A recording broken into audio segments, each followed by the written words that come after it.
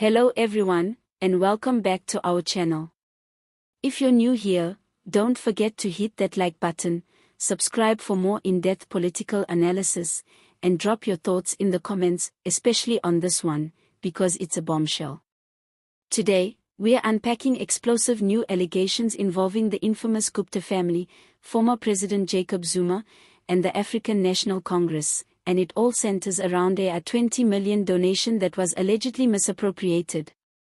According to revelations making waves this week, the Guptas claim a massive sum of money meant for the ANC's electoral campaign was quietly redirected, not to support the party, but allegedly to benefit Jacob Zuma personally.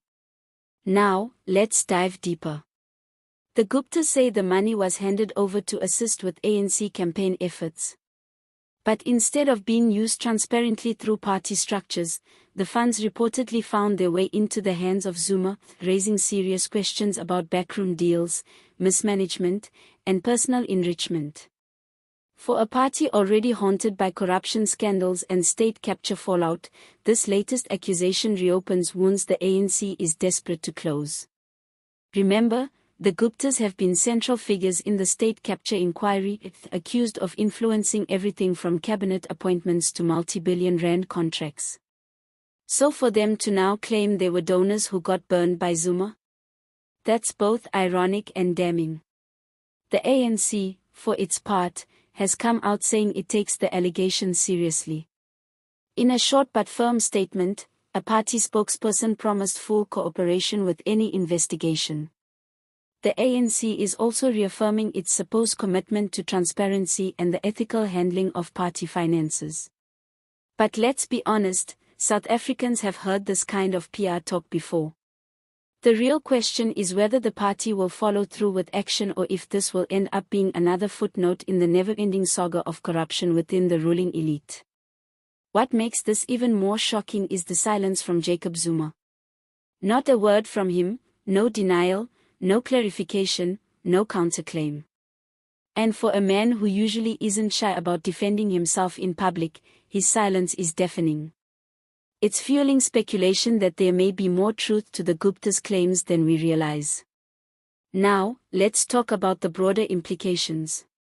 Political analysts say this could be a serious blow to the ANC's already struggling public image. After years of corruption scandals, mismanagement, and broken promises, ordinary citizens are tired. They're tired of watching the country's leadership play chess with state resources while communities suffer.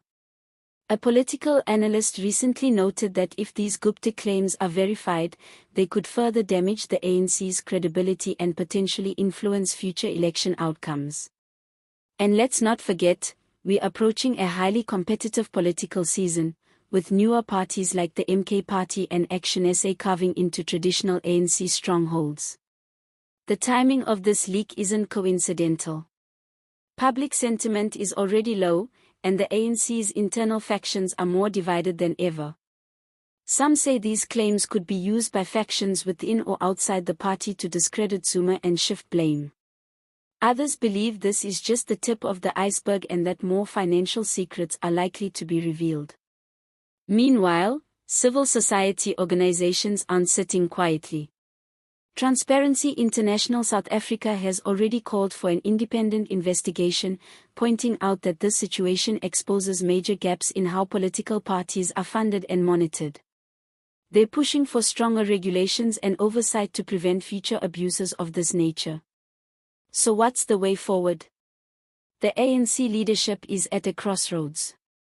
They can either confront the past and take real, painful steps toward reform, or they can continue with damage control and risk becoming a political relic.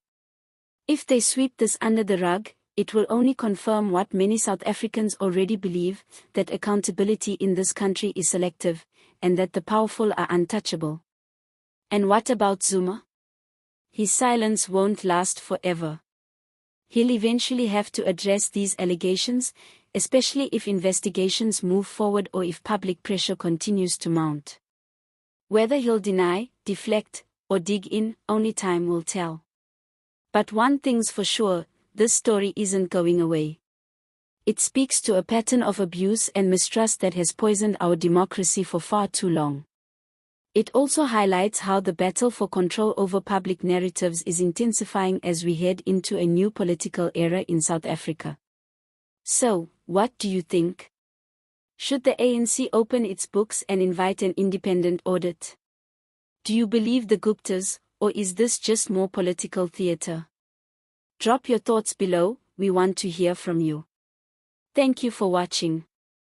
If you found this video informative, make sure to like, subscribe, and share with others who care about South Africa's political future. See you next time.